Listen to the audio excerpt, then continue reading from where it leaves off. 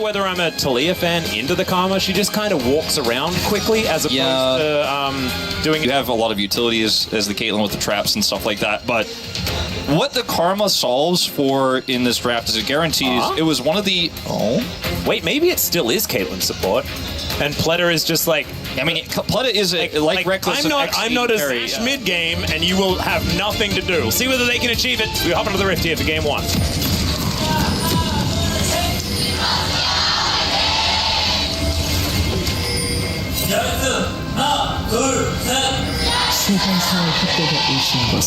And Wolf, I'm a little bit, double Doran's Blade.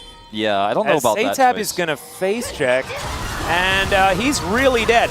And I was about to say, the one part of this composition... A early gank here from Lucid. Yeah, speaking of vision, there was absolutely none. Where Lucid walked is now Pleta. He's in this brush. And Teddy, he's the one that's going to lure them away, wanting to make sure that it's not a double kill. The crashdown comes in, and Teddy will be taken out. Aiming collects that one. And that is 2 very early kills here for Deep. Weaver's Wall. Yeah, that's going to spell the end of it. And now even the Keeper's Verdict is going to come down just to say, nope. I'll just take turrets the old-fashioned way with Bubs. And that's what we want to do. Sponge is trying to ult. Oh, God. Oh, God, he might just straight up die. His aiming is ganking them from behind the turret. And there are Bubs here. Remember, this is 6 Bubs strong. So this outer turret is not long for the world. And my goodness, what an incredible... Like it. Yeah.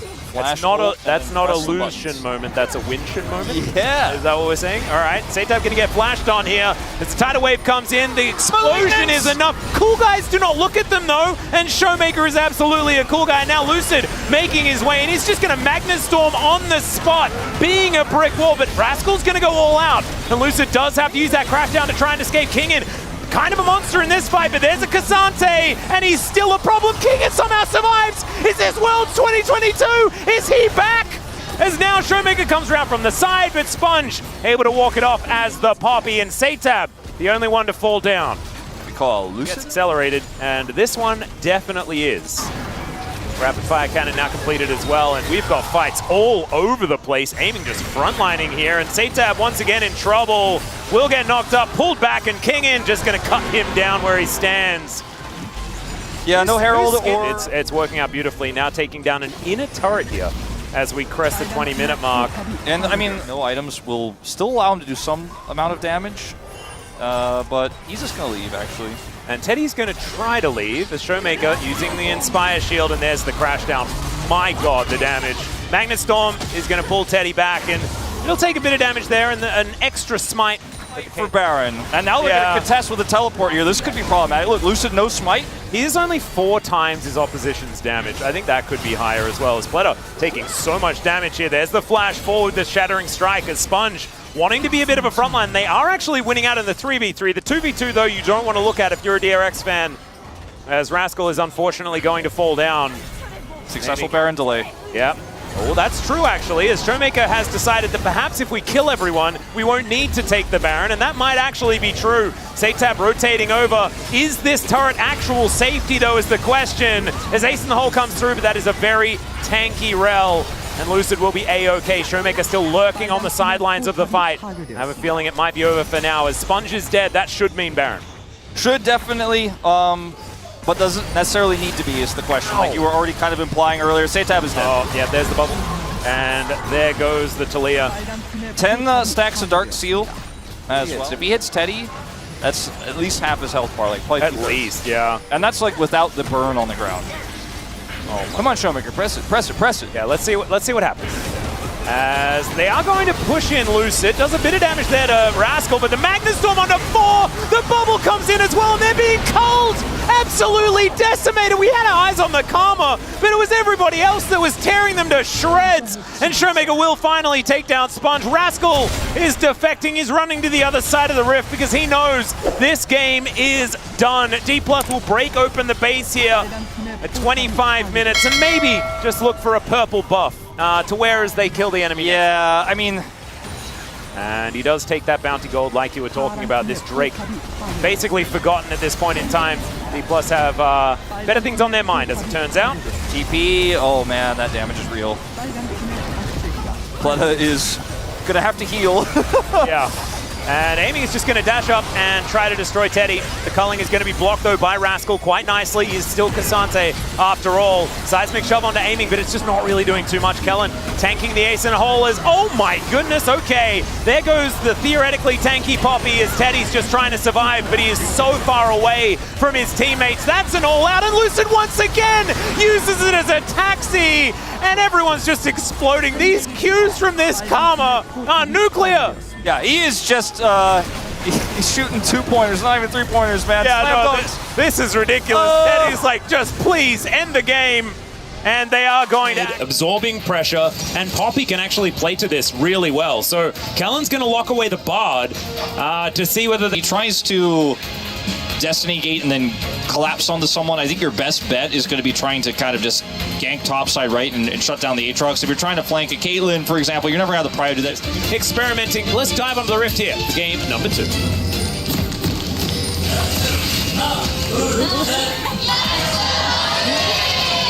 소환사의 협곡에 오신 것을 환영합니다. All right, DRX fans, a little bit in shambles, I can feel, because those... Towards this top side of the map, and Kingen, I think, has realized that he may not be getting out of this one, and there is first blood going over to Rascal.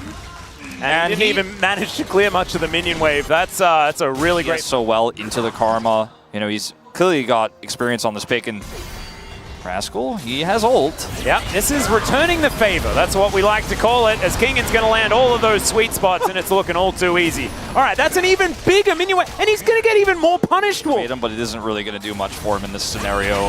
Like Kingan before him, and there is just no way out of this. Yeah, and Magical Journey going to come through here as once again there is a Horse Lady being delivered, and this time I think Pleta may die. He had Flash, but he just didn't have a chance to use it. This scenario, let's just say, it's still, again, small lead here for D+, as... Okay, I've got some Qs landing here for Kingen. As Hookshot going to come down. There's the Hextech Ultimatum as the Bard going to keep Kingen alive. You can see opted into that one as now Shomek able to teleport in. And it was all just a cunning ruse here by D. Very nicely done, but I think for me, it's been these roams from Kellen that have been just outstanding. And Showmaker once again going to do that walk up to Satab thing. He takes a fair bit of damage, but a Magnet Storm comes down and he'll have enough. As, all right, never mind, just one last poke. And there it is, Lucid able to tank up the turret for what feels like forever. True Shot Barrage is going to it is a beautiful ability. I'm glad we get to see it. Oh, value! There you go. Again. There we go. Hasn't missed an ulti yet. Heal? All right, that's a flash for flash. Kellen is just hyper-aggressive. Okay, do we get the trap down? Yes, we do. There's the headshot as well. The net and another one! Nothing but net, baby! Yeah. Almost, oh, God. Wait, out of the replay, into the replay. It's kind of crazy as Kellen once again just drifts over the wall. His headset off. He looked so frustrated about the scenario. Now he's pushed out of lane again. It's going to come here topside. All right, Kingen going to get stunned up. There's another Hextech Ultimatum. He's going to bounce around. Everyone's in melee range. Normally a thing that Aatrox is like, as he does get the flash out of Rascal in the end, so not going to be a wasted one this time. But it will mean that this outer turret on the bottom side of the map will fall down, aiming with a whole bunch of spare time. It's exactly what the Caitlyn wants, and we'll see whether they can return the favor with this turret going down. As, all right, the Poppy is going to find Showmaker making his way in. Arrow is going to miss this time around, as the Tempered Fate was there. It isn't actually going to be utilized, but still enough here with the Cosmic Binding coming down. Somehow Showmaker managed to miss that Q, and that was more impressive than if he had landed it, in my opinion. That's actually very true. I believe that turret gave Bounty gold. It was, I think bounties had just come up at that point. I'm not 100% sure actually, but they are able to successfully grab that turret.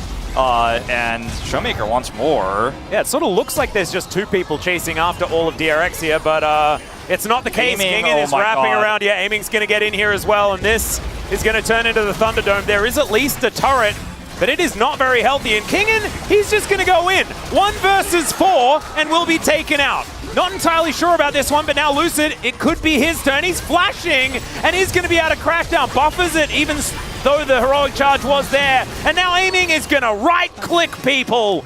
I am very glad that he did and that this was very successful. Otherwise, it was D+ softball and DRX back into the game. But luckily, aiming is so massively ahead. We're talking about with Camille Twisted Fate. Like, the Camille can kind of do things. Satab, not so much. It's not twisted anymore. It has been tempered. Satab will be pulled back Kingen just going to land on top of him there, showing the DRX logo to the DRX player.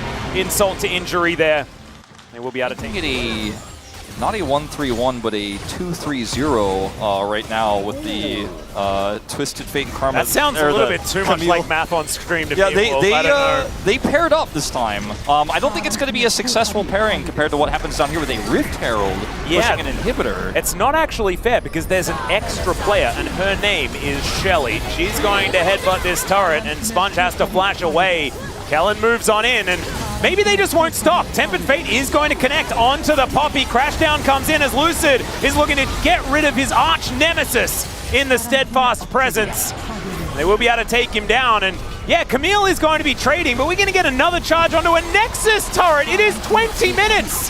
There's one turret away from them just having a Nexus exposed. Yeah, the Void Grubs or the little Voidlings flying out. Are we base trading? What's happening here? The turret is going to go down, and that denies the teleport, and they will be able to take themselves this, no, okay, never mind, they won't, because Destiny and Gate have to be used in order to get Satan out of here. You won't get the inhibitor, unfortunately. But he was there to see the turret go down. Yeah, he did. He did grab that the local explosion. gold. Yeah, and the local gold that comes with it.